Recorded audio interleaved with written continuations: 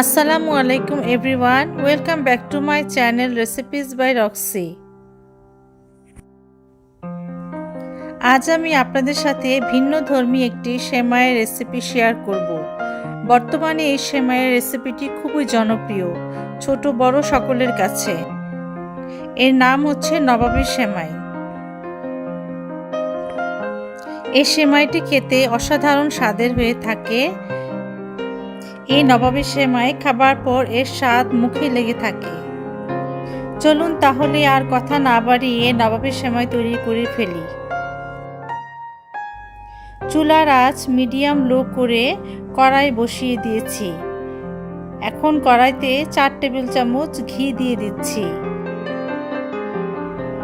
ঘি হালকা গরম হয়ে এলে এর মধ্যে দিয়ে দিব 4 টেবিল চামচ কাঠবাদাম, 4 টেবিল চামচ কাজু বাদাম, 2 টেবিল চামচ পেস্তা বাদাম, আরও দিচ্ছি 1/4 কাপ কিশমিশ।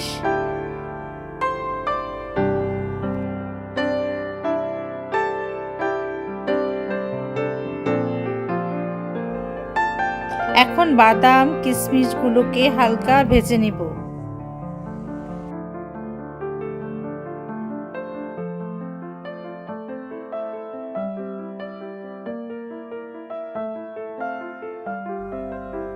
বাদাম কিশমিশ ভাজা হয়ে গেলে তুলে নিচ্ছি।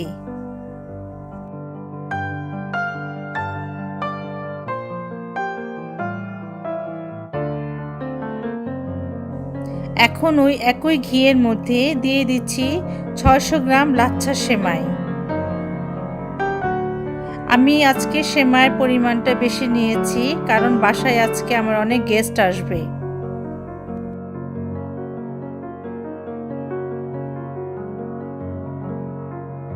এ পর্যায়ে চুলার আঁচ লো থাকবে।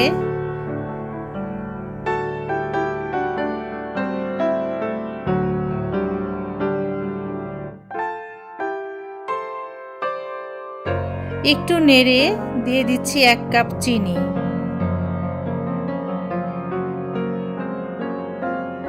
সাথে আরও দিচ্ছি 1.5 কাপ গুঁড়া দুধ।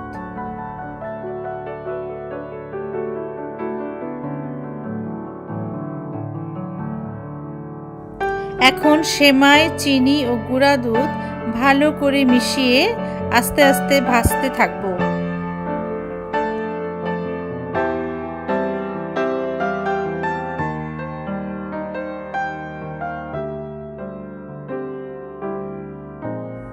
কিছুক্ষণ পর চিনি গলতে শুরু করবে, কিন্তু কোনো পানি বের হবে না, সেমাইয়ের সাথে মিশে যাবে এবং আস্তে আস্তে সেমাইয়ের কালারটা একটু চেঞ্জ হয়ে হালকা বাদামি হয়ে আসবে।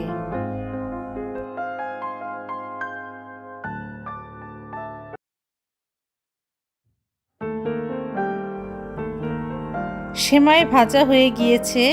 এখন ভাজা সেমাই চুলা থেকে নামিয়ে নেব। যেহেতু আমি সেমাইয়ের পরিমাণ বেশি নিয়েছি, তাই একটি বড় সাইজের সার্ভিং ডিশ নিয়েছি।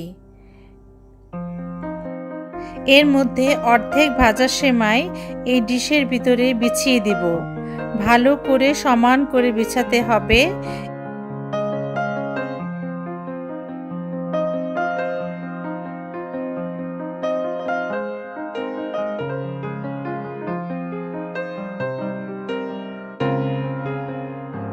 একটু হালকা চেপে চেপে দিচ্ছি।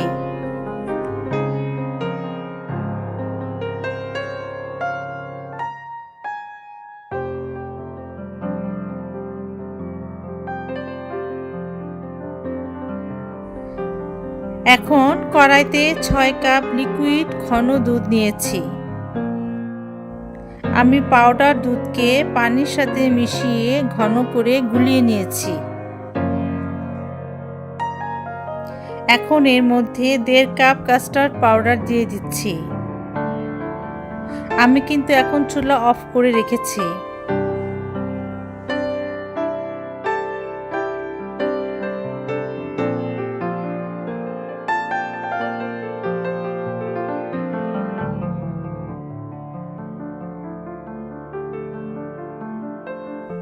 কাস্টার্ড পাউডার দুধের সাথে ভালো করে মিশিয়ে নিচ্ছি, যাতে কোনো লাম্পস না থাকে সেদিকে খেয়াল রাখতে হবে।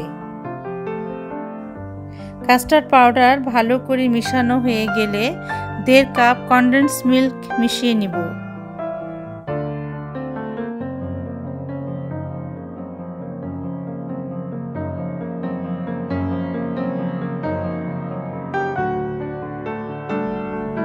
এখন চুলা অন করে দিচ্ছি, মিডিয়াম লো করে অনবরত নাড়তে হবে। কোনোভাবেই নাড়া বন্ধ করা যাবে না। অনবরত নাড়তে নাড়তে আস্তে আস্তে ক্রিমটি ঘন হয়ে আসছে। আমি আগে 3 টেবিল চামচ কেওড়া জলে জাফরান মিশিয়ে রেখেছিলাম। এখন সেই জাফরান মিশানো কেওড়া জল দিয়ে দিচ্ছি।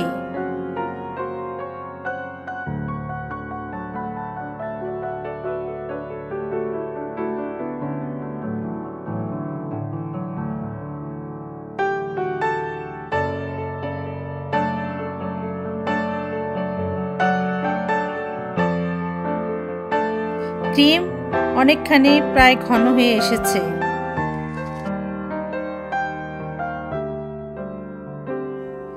এই অবস্থায় ক্রিম চুলা থেকে নামিয়ে যে ডিশে অর্ধেক সেমাই সেট করে রেখেছিলাম তার উপরে ঢেলে দিব। ক্রিমটি ঢালতে হবে গরম থাকা অবস্থায়।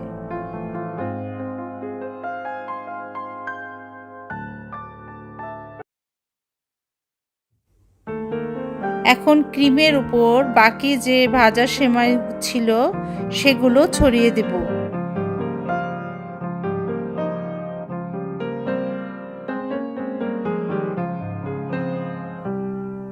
সেমাইগুলো খুব ভালো করে ছড়িয়ে সমান করে দিব, যাতে নিচের ক্রিম দেখা না যায় উপর থেকে।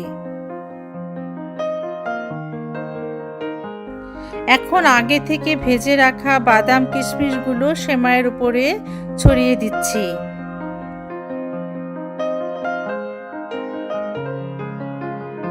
হয়ে গেল নবাবের সেমাই।